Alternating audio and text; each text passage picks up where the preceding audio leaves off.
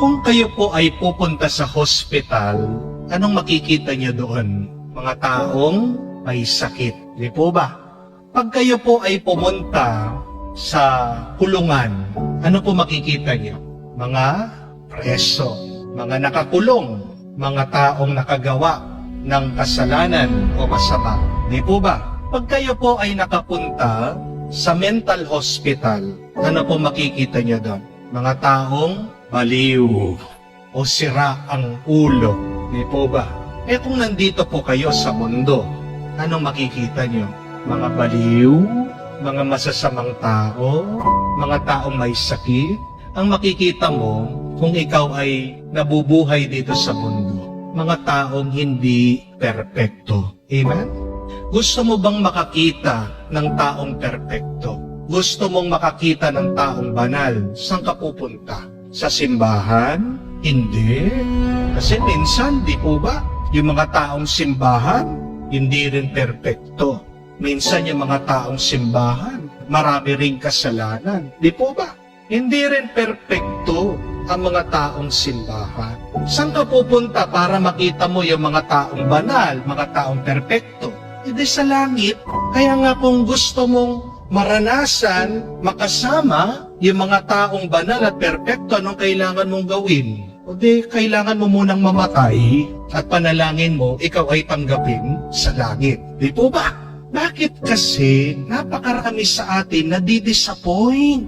Napakarami sa atin na di-depress, nalulungkot, nagre-reklamo sa mga tao na nakakasalamuha natin, nakakasama natin, sinasabi natin, bad trip naman ito, nakakawalang gana naman ito, nakakasira naman ang diskarte ito.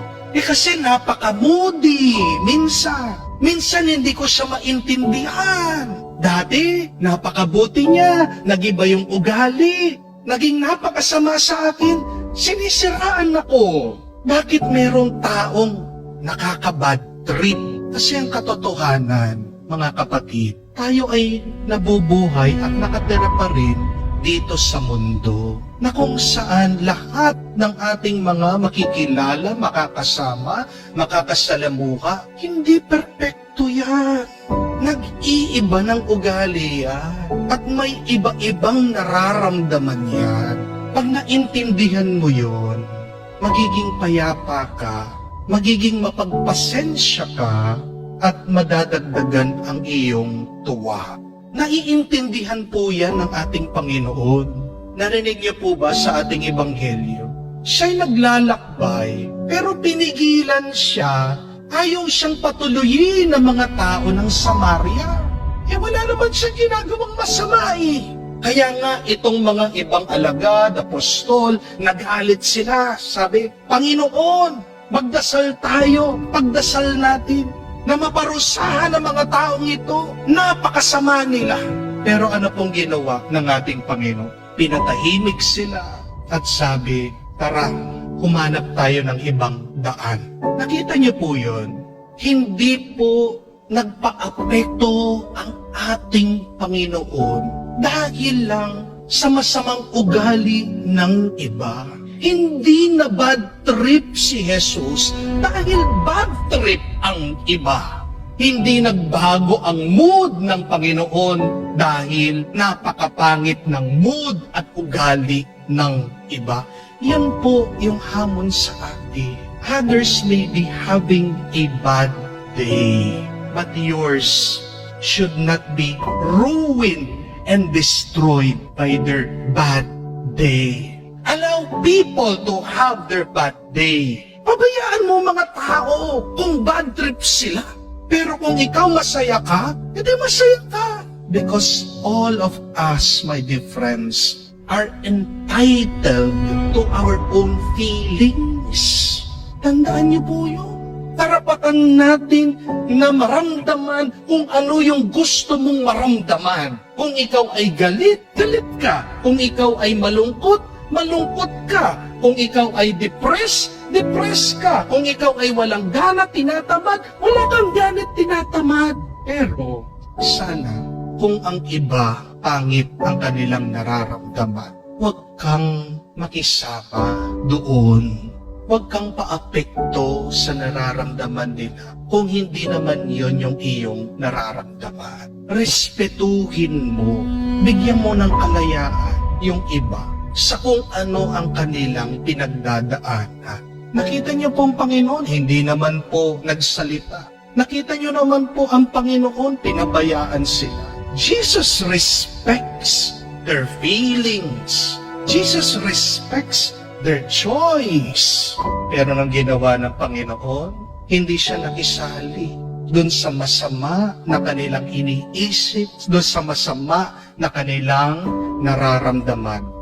Siya'y umalis, naghanap ng ibang daan. Anong ibig sabihin? Pinagpatuloy niya yung kanyang misyon.